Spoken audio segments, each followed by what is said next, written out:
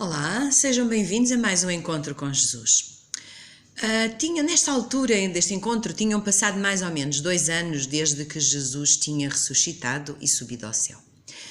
O Evangelho estava cada vez mais disseminado por aquelas terras, aqueles povos em redor, e cada dia havia mais pessoas que aceitavam o Evangelho e se entregavam às verdades que os discípulos estavam a transmitir e a partilhar. Com esta disseminação do Evangelho, aconteceu também o aumento da perseguição.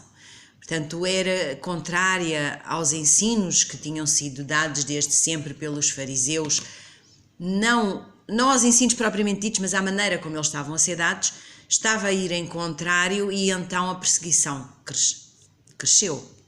Uma das pessoas mais influentes e mais eminentes nesta perseguição era Saulo de Tarso, que era um jovem fariseu, empenhado e convencido que estava a fazer o correto. E então muitos dos prisioneiros, muitos dos mortos eram aprovados por si, porque ele perseguia as pessoas entrando em casa, arrastando mulheres, crianças para as prisões.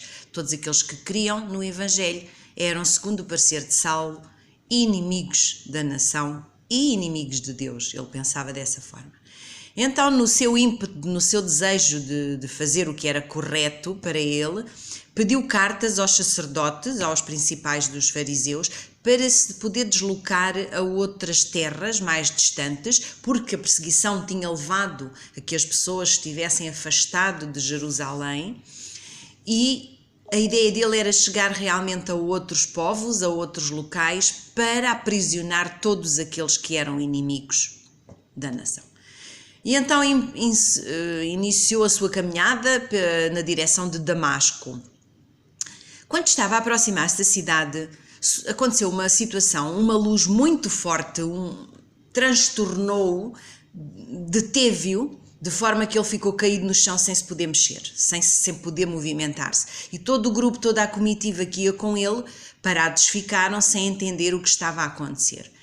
E foi nesse momento que Saulo ouviu uma voz que lhe dizia: Saulo, Saulo, por que me persegues? Sendo Saulo um homem crente em Deus, entendeu perfeitamente que aquilo que lhe estava a acontecer não era natural, que seria uma manifestação do Altíssimo, alguma coisa estava a acontecer. E então a sua primeira pergunta foi: Senhor, quem és tu? Neste Senhor, quem és tu, Saulo já estava a dar a entender que realmente percebia que aquilo não era natural e ao mesmo tempo estava disposto a saber o que é que estava a acontecer. E foi nessa altura que Jesus ressuscitado lhe apareceu e lhe disse: eu sou Jesus a quem persegues. Quando Jesus diz isto, não sendo ele diretamente o perseguido naquele momento, Jesus mostra que se identifica com o seu povo, identifica-se com todos aqueles que creem nele. E foi esta explicação que Jesus transmitiu a Paulo: estás a perseguir o meu povo, é como se me estivesse a perseguir a mim. Neste preciso momento, Paulo submeteu-se e Paulo disse: Senhor, o que queres que eu faça? Portanto, Paulo era um homem íntegro, era um homem sincero na sua fé e naquele momento percebeu que tinha que mudar o seu ser, a sua maneira de viver, o objetivo da sua vida. Foram-lhe dadas várias instruções, ele foi para Damasco, entrou na cidade onde esteve durante 3 dias sem ver.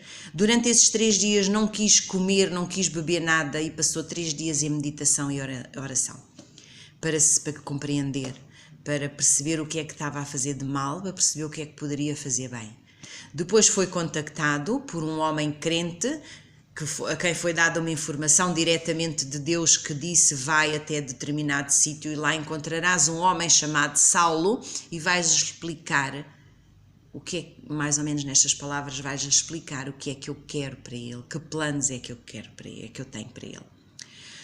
Quando existem 2 grupos e um desses grupos tem um campeão, neste caso o grupo era os fariseus e tinham um campeão que era Saulo.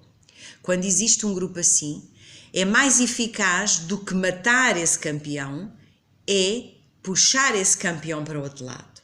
Ou seja, um campeão que estava do lado dos perseguidores passou para o lado dos perseguidos. E Saulo, neste momento já não se chamou mais Saulo, passou a chamar-se Paulo, foi um dos apóstolos mais eminentes, foi um dos apóstolos mais fervorosos, e foi graças a ele que todos os povos que não eram judeus, que não eram da zona da Judeia, que não eram israelitas, portanto os povos gentios tiveram conhecimento do Evangelho. Foi graças a Paulo, com a sua entrega, com a sua compreensão do seu erro e da necessidade de ser transformado, que o Evangelho chegou mais longe. Por isso, o que é que eu vos desejo? Sejam perseverantes, fiéis como Saulo, mas sejam transformados e cheios de fé como Paulo.